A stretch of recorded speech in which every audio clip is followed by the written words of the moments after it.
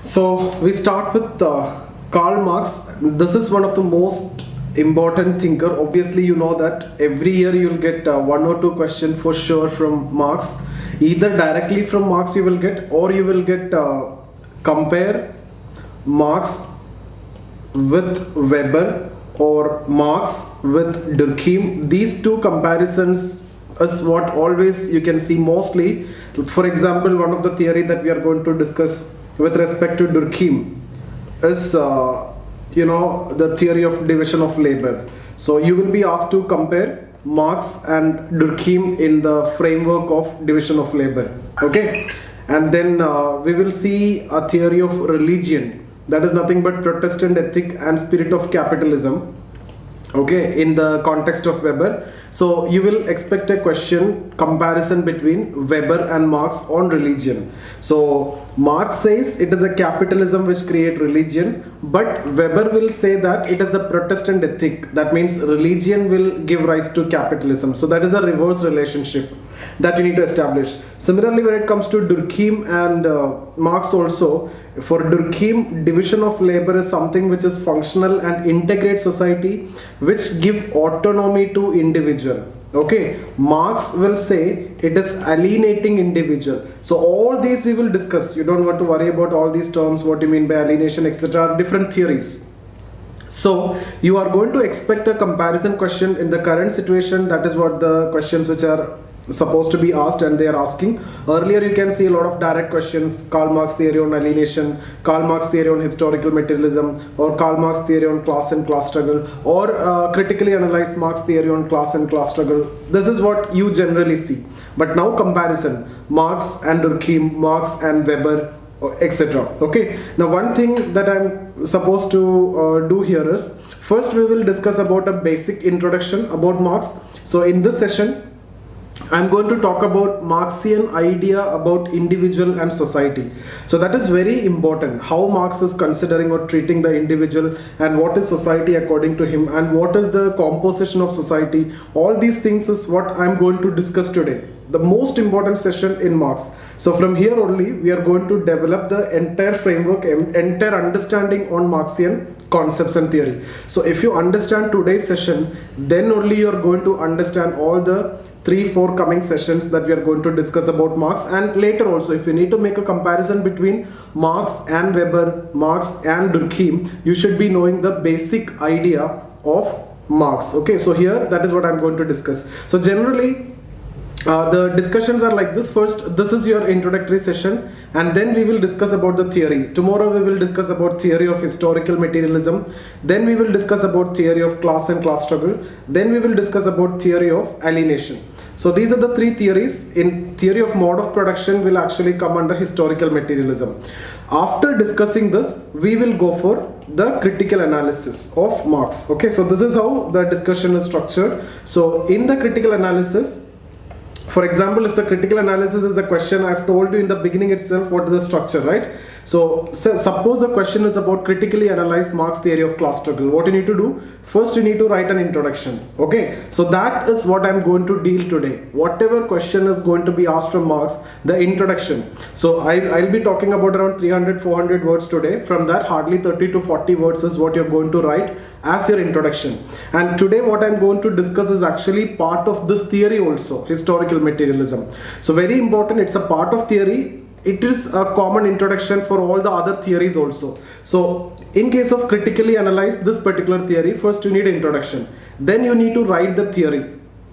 If it is class struggle is asked, you will be writing about class struggle. If it is historical materialism, you will be writing this. If it is alienation, you will be writing this. Then I have told you, you will follow the formula CCR. Okay, that's what our critical analysis. So here we will talk about contribution. So I will tell you what is the contribution of Marx, which you can write in all the critical analysis question. Then the next C is actually the criticism. This criticism I will divide into two. I will divide into general criticism, okay, which you can write in all the theories which are asked, whether it is critically analyze historical materialism or class struggle or alienation. You will write the general criticism. Once you have done with Marx, you will understand how Marx is generally criticized. Marx is giving importance to production, Marx is giving importance to conflict, etc. You will understand it later.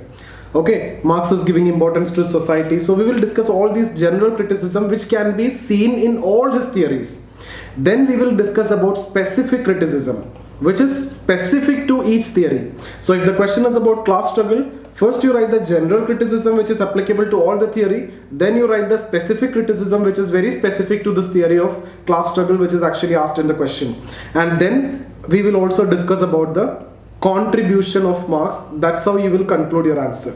Or relevance. Contribution we have written. Finally we will talk about relevance. So that is what our CCR. Okay, so this is how we are going to discuss all the thinkers chapter. I have structured like this. First we will talk about the introduction, whether it is Marx or Durkheim or Weber, Parson, Merton, Mead, any case. First session will be for introducing the thinker.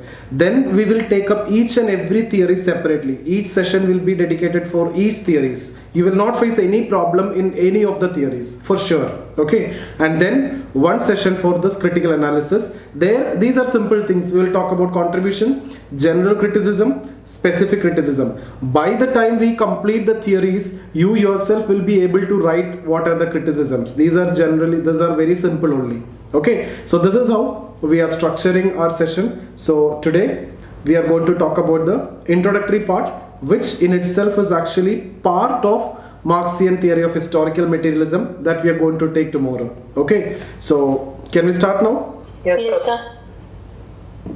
Okay, now understand it very carefully what all things that I am going to say. For Marx, according to Marx, in order to survive, man must produce. Okay, so without production, man cannot survive. So production is essential for the survival of human being. So if you need to survive, you need to produce. Then production should be the first historical act which could have ever happened in the history of civilization, human civilization or society or history. So production is essential. So production would have been the first historical act. Okay, now in order to produce, there are certain requirements. That is what we are going to see. But before that, man, according to Marx, is a dissatisfied animal. It's like this: when the basic needs are met, there are always basic needs. Basic needs are in terms of, you know, food, cloth, shelter, etc. Once the basic needs are met, men create new needs, and this is ever increasing needs. There is unlimited needs are there. Okay, so man is perpetually a dissatisfied animal. Because of this, production is very much essential, and you will face a lot of challenges from nature while undertaking production.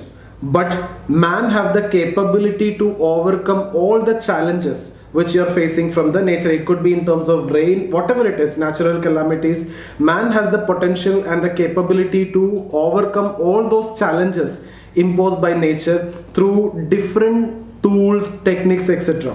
Okay, so this is what the first thing that you need to know. Production is essential for the survival of human being, and man keep on producing even though nature impose restrictions, and that restrictions may impose over a period of time, but man have the capability to overcome all those restrictions. For example, one of the restriction that you can see is what? Corona, right? So you cannot actually go to the institutes directly and you cannot attend the class. So we have the capability to overcome this restriction. Now you are sitting in your house and you are attending this class. From where I am discussing this from Kerala, and from where you are attending, all of you, around 60-70 people are there. All of you are from different states, right? So this is what you mean by this nature imposed restrictions. It can be anything, different times, different restrictions you will see, but man have the capability to overcome all these restrictions. I'll tell you how man can overcome all these restrictions. So I hope this much you understood. Now, in order to produce, for production to happen, there are two things which is required. Firstly, you have to enter into relations with others. Okay, so this is the first and most important part. If you need to undertake production, you have to enter into relations of production. Okay, so relations are very much essential. Alone, it may not be possible, it may be difficult. So relations are required. So like if you consider this class itself as a production process, there are relations between the student and teacher. So different relations are there in the production process. So relations are actually essential for the production to takes place. So apart from relations, okay, what you need some tools, techniques, etc. to undertake production. So relations are required. Context of production means it can be anything. Production of material life, it is goods and service, or it can be anything. It is a generally production of material life. Okay, so relations are essential for production to take place. Then tools and techniques are also essential. So this relations is what Marx terms as relations of production.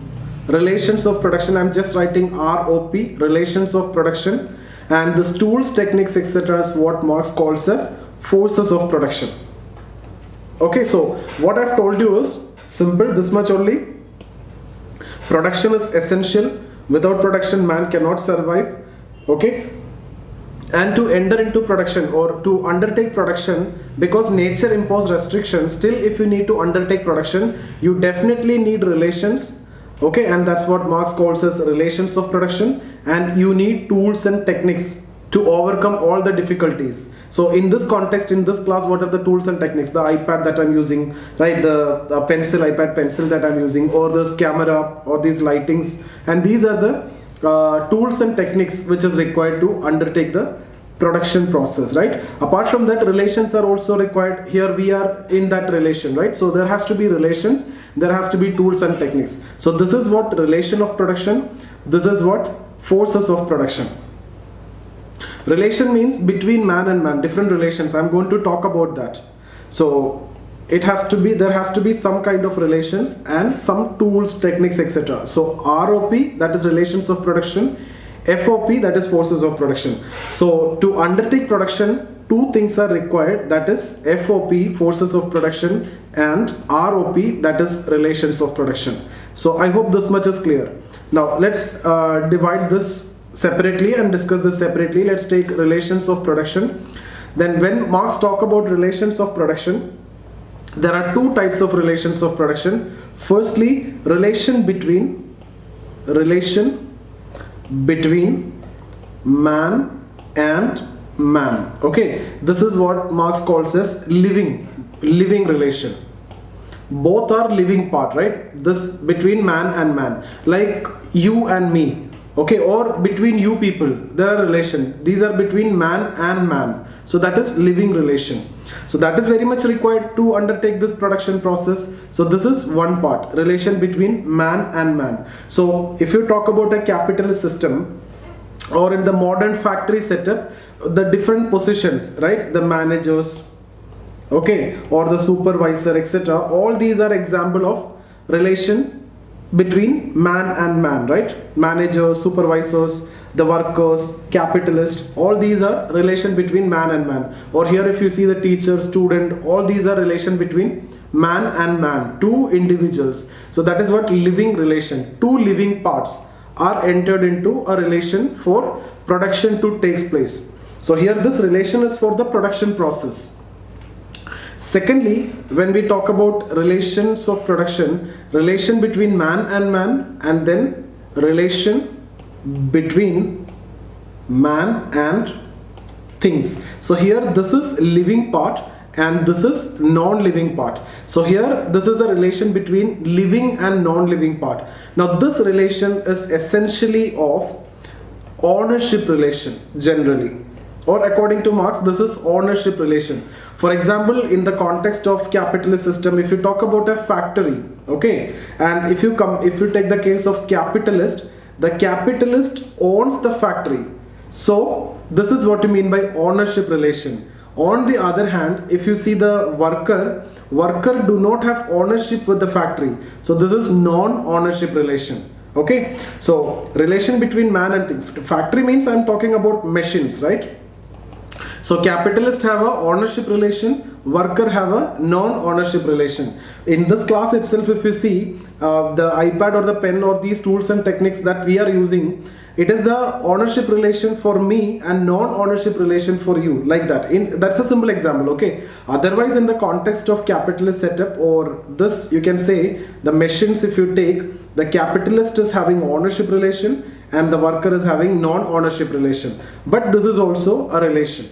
Okay, so we have discussed two type of relation, that is relation between man and man, that is the living relation, two living parts, and then relation between man and things, that is living and non-living. Tell me, any doubts here? So when I am talking about relation between man and man, any relation between any of the people who are engaged in production process, if two living parts is there, that will come here, haves, have nots, or anything. If it is between capitalists or between workers, between students, between teachers, everything will come here, relation between man and man. This is relation between any living part and non-living part. That is what I am discussing under relation between man and things. So any relation which is connected to man, living part, and non-living part will come. This living part may be capitalist, or it may be worker, it may be supervisor, it may be teacher, it may be student, or anything. This has to be something which is related to production, the tools, techniques, etc. That's what relation between man and things. Sir, can two things make a production? Things and things? Things and things, how things alone can make production? A machine or robotic machine. But at least you need to manage the production process, no? Yeah, externally we have to manage. Yeah, that is required. So anyway, without man the production will not take place. No, really, without relations, without man the production will never take place.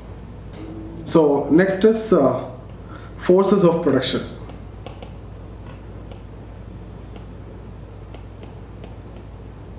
Forces. There is, what is the definition of production? Production means anything. Production means anything which is related to material. You convert the soil into brick, soil to brick. This is also production. This class is actually a production process. Everything which is actually happening, which is going to add value, is a production process. So what definition are you expecting in this context? Definition means converting nature into some use value or exchange value, if you need the technical definition. Okay, so forces of production again of two types, that is man, okay, and then things. Okay, so man is what actually the living part, okay, and things are the non-living part. So forces of production, when we discuss about forces of production, there is a living part, there is a non-living part. So this living part is actually the labor force, right? Without labor force the production will not take place. So this is force, right? Labor force. So that is what, again, forces of production, that is a living part. Secondly, the things, that is non-living part. This is exactly the tools, techniques, etc. which I have talked about. And for this you can also understand as means of production. So in Marxian writings, when you see means of production, it is a part of forces of production which is essentially non-living. That is what generally means of production means. Okay, so forces of production again of two types, living and non-living. Living means man, whose effort result into production, like labor force. Okay, things, that is a non-living part. That is what you also call as means of production. So relations of production, when we have discussed ROP, that is of two types, man, and then man and thing. So that we have discussed. And when we discuss about forces of production, that is again two type, man and things, right? So this is what living, this is non-living. This is also called as means of production. What is means of production? This non-living part of forces of production is what means of production. So relations of production, forces of production. Relations of production are of two, forces of production are of two. So man and man, okay, between two individuals, man and thing, individual and some tools, techniques, machines, factory, etc. Here man, that is generally the labor force, that is an example. Things, that is what the tools and techniques, etc. which is used to undertake production process. Okay, so according to Marx, this relation between man and man is always antagonist in nature. Antagonistic relation. What do you mean by antagonistic relation? They are cooperating, so it is antagonistic cooperation. This is the word actually used by Marx. Antagonistic cooperation means cooperation is there, but it is antagonistic cooperation. For example, the capitalist and worker, if you take, the capitalist want the worker to work for more time with less wages, etc. But the worker want less time, more wages, etc. So both their interests are contradictory. That's why antagonistic. Okay, the cooperation, but there is a cooperation, still they are cooperating. So that is what this relation between man and man in the existing setup is actually antagonistic cooperation. The interests are contradictory, so that is why antagonistic, but still they are cooperating because one side cause the existence of other. Without capitalist, worker will not be there. Without worker, capitalist will not be there. Okay, so that's what you mean by antagonist cooperation. So let's see this much and then we will come back to the discussion. So according to Marx, in order to survive, man must produce. So from here only we are starting everything. So there is a fundamental statement, production. This is the most important part of Marxian understanding. So you will see later one of the criticism of Marx, that is reducing everything into production process.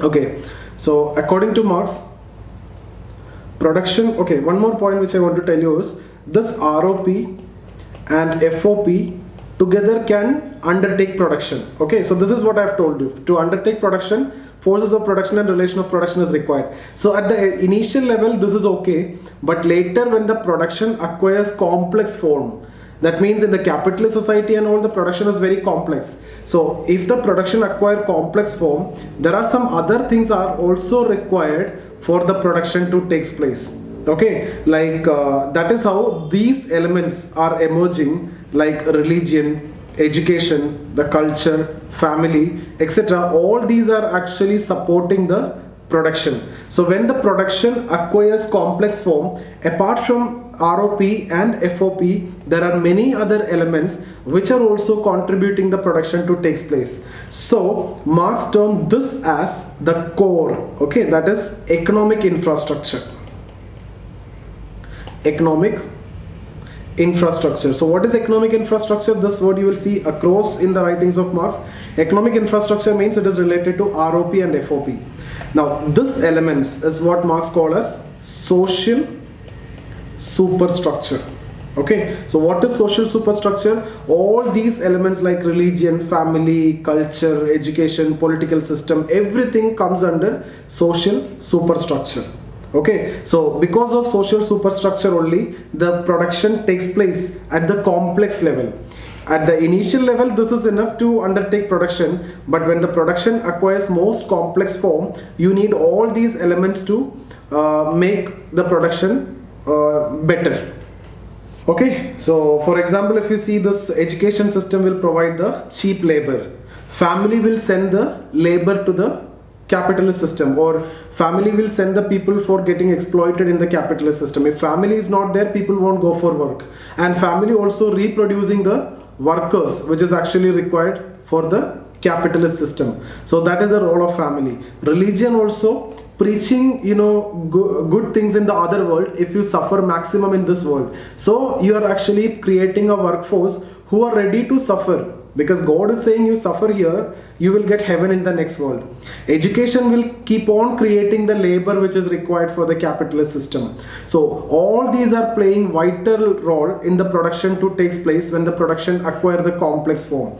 And this system, which is based on economic infrastructure and social superstructure, this is what society according to Marx. So according to Marx, society comprises of economic infrastructure and superstructure. Economic infrastructure means ROP, that is relations of production, and FOP, that is forces of production. And then social superstructure comprises of all these elements. So nowadays, when I use these words superstructural elements, what do you mean by that? All these religion, education, culture, family, political system, all these will come or fall under superstructural elements, which is actually for supporting the system. Okay, for example, you can say Marx says this is economic infrastructure. This economic infrastructure creates the superstructure. This shapes or creates Why? Which in turn help in the functioning of economic infrastructure. So if you see in the capitalist system, I've told you just before that what is the role of education system? The role of education system is nothing but to create the cheap labor which is required for the system. So economic infrastructure creates that setup, that education system. Why? Because you need cheap labor. So here education will come, superstructure, right? The role is actually to create the cheap labor. Similarly, economic infrastructure create family. Why? Because family will send the workers to the workplace, so that worker will get exploited also. Even after exploitation, you are ready and willing to work because of family. Thirdly, if you see religion also playing the same role. It is created by capitalist system because you need worker to get exploited so that you can generate more and more profit. So ultimately what I'm saying is, this is this concept of society. Economic infrastructure and superstructure. Economic infrastructure is the core, and all these are peripheral elements which are supporting the production. So you can, in other way you can say this, economic infrastructure shapes the superstructure, which in turn help in the functioning of economic infrastructure. This is how society is functioning, society is controlling, and everything is actually going on. Religion, that is what I have said. Religion is propagating a false idea that you suffer maximum in this world, you are going to get heaven in the next world. So you are getting exploited here, so you don't want to revolt or you don't want to go for revolution against the capitalist. It is good if you are getting exploited, because you suffer here, you get heaven in the next world. So you will be rewarded if you are suffering here. So people are ready to get exploited here, because see here ultimately maximum you will give 40-50 years. In heaven you can live rest of your life. So that is what people are thinking. So in that context, religion is also playing a role. That's why religion, according to Marx, is a heart of heartless world, soul of soulless condition, and religion is just an opium of masses. Religion is opiating the masses by giving this fake promise. Okay? So that's what we are going to discuss now. Let's see here, and in case if you have any doubt, we can complete it after the session. According to Marx, production of material life is the first historical act in the history of human civilization. It is also a starting point of the history or the society. Production is essential for the survival of human beings. It is a fundamental condition of history, as this act is never ending and follows an evolutionary path. Underlying this necessity of production, Marx also holds some specific assumption about individual. For him, human beings generate needs. Man is perpetually a dissatisfied animal. When the basic needs are met, he creates new needs. This initiates the beginning of constant struggle between man and nature.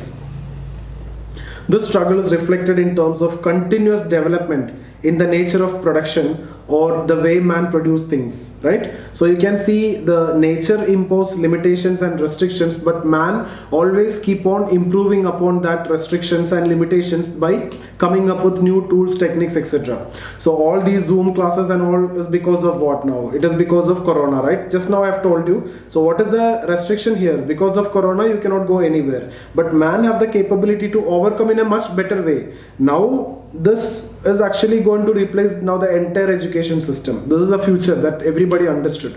So okay, so in order to produce, man must enter into relation with others. So this is the most important part now. So you need relations for the production to take place.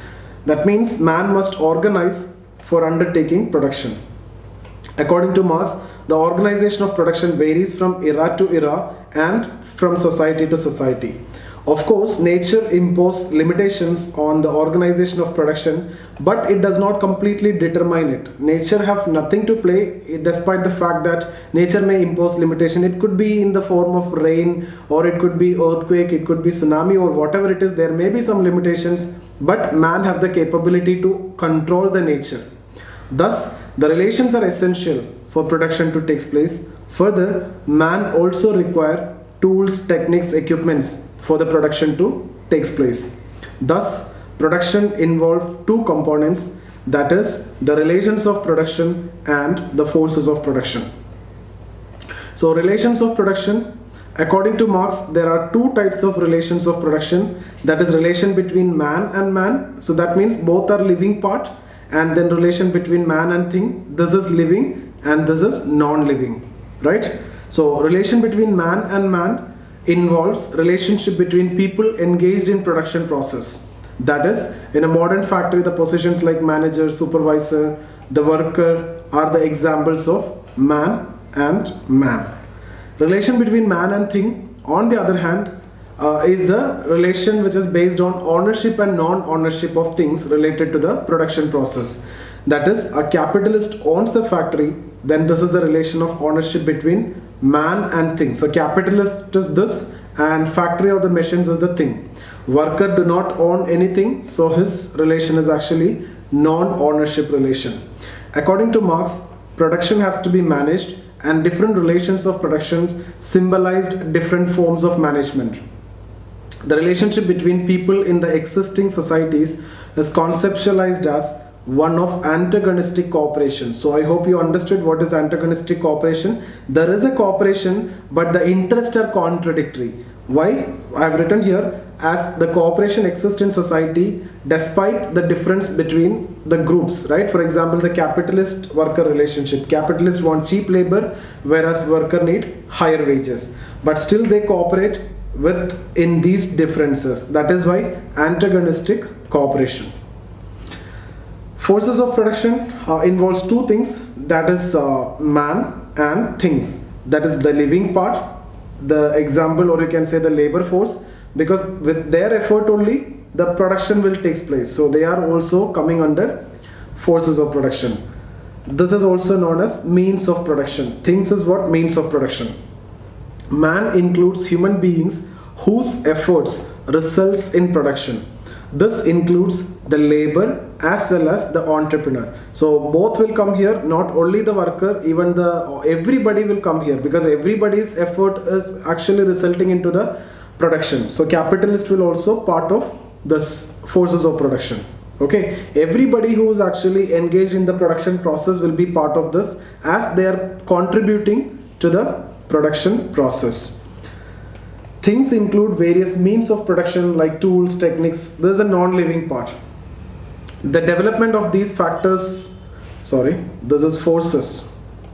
Forces of production represent man's control over nature.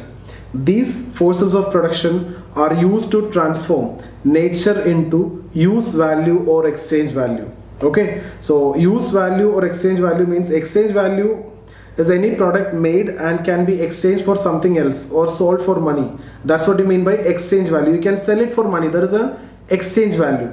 Use value means the product can be of use for the man. It can be used. For example, when you talk about soil, you can convert this into brick, right? So if this is from nature, that's what the FOPs are used for. What? These FOP are used to transform nature. So soil means it is directly available directly from the nature, and you are converting that to exchange value or use value. That is a brick, right? So here you need to use forces of production. You need tools, techniques, etc. to convert the soil into brick. Okay, so that's what you mean by to convert use value to use value or exchange value. You need the forces of production. According to Marx, there is a close relation between forces of production and relations of production. The relations of production change with the forces of production and vice versa. So their relations will keep on changing. If forces of production is changing, relations will also change. For example, if you say there is a farmer, okay, A is a farmer, so he is having this land. Now this you need to till this land for undertaking the production. Okay, so for that you depend on another person, let's say B, and B is a traditional person who used the bullock cart setup for tilling the land. Bullock is used, traditional setup, okay, old setup. So A and B were in relation to undertake this production, because A don't have that facility, A only have the land, but you need to till the land, so you need to depend on B. So there was a relation between A and B. To undertake production, this relation was essential. But now C come up with new technology. C come up with tractor. Okay, so which is more efficient and better tilling will happen here. So A will be inclined towards C now. So what will happen? here from here to here there is a change in forces of production. Tools and techniques has changed. So from here there is a change in relation, right? Because A will get the better efficient, time saving, productivity will be good in all these contexts. That's what I mean by there is a close relation between forces of production and relations of production. The relations of production changes when the forces of production change. There is a constant interplay between these two. According to Marx, the production acquires complex form, or when the production acquires complex form, it is made possible not only because of relations and forces. That means not only because of ROP and FOP. The initial stage it is fine, but it is a result of complex operation of number of factors present in the society. Thus, the influence of production is not only limited to producing things only, but it also creates other conditions in society which makes the production possible. Thus, according to Marx, a complex interplay between FOP and ROP result into a particular social formation. The social formation is what you mean by society. So Marx used different words for explaining society. Social formation or mode of production, this is also society only, which owes its existence to the production process and still it is distinct. This forms the systemic view of Marx. So if the question is about systemic view of Marx, this is what you need to write. It's actually a mains question. So if the question is about systemic view of Marx, what you need to say? This is FOP, this is ROP, this is what your economic infrastructure, and there are many other superstructural elements. So this is what superstructure, this is what your society or social formation. That's the systemic view, and that is what shown here. So there is a economic infrastructure. So here you can write FOP and ROP, that is what economic infrastructure. Then social superstructure, these are the elements: law, culture, religion, family, education. You can, so this is an open-ended thing, okay? So you can put some dots here like this is open-ended. So education, political system, everything will come here, and you can close this, okay? So this diagram is actually given by Fletcher, another sociologist. Systemic view of society of Marx, given by Fletcher. So you can draw this diagram also. You should draw this diagram if the question is asked about Marx's systemic view of society. Marx uses different terms for society in different texts. The term social formation, mode of production, all these are society only. As the economic infrastructure changes, the superstructure also changes. Economic infrastructure shapes the superstructure, which in turn help in the functioning of economic infrastructure. Thus, the total organization of society according to Marx is based on the nature of production. So what I'm saying is, it is the economic infrastructure which shapes the superstructure. So if economic infrastructure change, the superstructure also change. For example, in capitalism, what is the role of religion, education, etc. may not be the case in socialism or communism or primitive communism or ancient mode of production. So this is what it says: economic infrastructure shapes the superstructure, which in turn help in the functioning of economic infrastructure. Okay, so economic infrastructure change means this will also change, because economic infrastructure only shaping the superstructure for helping, right? So in case of capitalist system, the role of education and religion and politics etc. is different compared to feudal system. That's it. Apart from developing a linkage between production and society, Marx also examined the influence of production on individual consciousness. Practically, individual consciousness falls within the domain of superstructure. So according to Marx, individual consciousness will come where? Here. So for Marx, if it comes there, individual consciousness is decided by what? It is the economic infrastructure, or it is the production process that decides your consciousness. So your consciousness is actually shaped by the system, the capitalist system, the way you think. In fact, your position in the production process. If you are a capitalist, your consciousness will be aligning to that. If you are a worker, your consciousness will be like that. If you are a student, if you are a teacher, if you are an IAS officer or a police officer, your consciousness will be like that. So there is a very famous statement. In fact, I have discussed with you that yesterday also. It is not the consciousness of a man. So consciousness will come here. It is not the consciousness of a man that decides your existence. On the contrary, it is your existence that decides your consciousness. This is your existence, right? That decides your consciousness, not the other way. That you will understand more later, not now. Here at this point, it's not required. Now, Marx also introduced two new concepts here, that is being and social being. So being means what you really are. What is your essential character? What is your essential nature of you? So who really you are. And this being is a creative humanism according to Marx. Social being is actually your role in society. When you see the word teacher, okay, or when you see the word IAS officer or IPS officer or the collector or an SP or ASP, all these are doctor, engineer, all these are social being. What you really are is the being. So there is a difference between being and social being. You will be known as teacher or a police officer, etc. That is social being. But being is the original nature of the human being. But in the system, present system, this is more important. Okay? So the consciousness of an individual is influenced by person's position in the production process. To further clarify this idea of consciousness, Marx distinguishes between being and social being. Being is the basic nature of man independent of his existence. According to Marx, this being is perpetually dissatisfied. Further, Marx's conception of being is a creative humanism. That means creativity is essential for the individual, and Marx give a statement also, creativity is essential. Man is above all a homo faber, man the maker. Okay, that means that we will discuss later when we discuss about alienation. Social being refers to the existence of individual in society. That means it's your existence now as a student. Okay, the social being is one's place in the production process, that is defined by the nature of activity performed by the individual. For example, the term workers, the managers, all denote social being. Thus, according to Marx, individual consciousness in society is determined by one's social being rather than being, because it is your position in the production process that we will discuss further in the day after tomorrow session, because that we will discuss in detail when we discuss about class and class struggle. Your class is going to decide everything, your consciousness.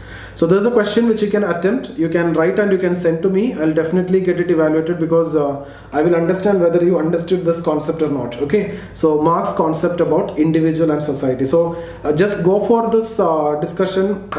If there is any problem, watch the video also. In fact, the previous batch video is uploaded in your application, so you can watch that also. You'll get some more clarity. Okay.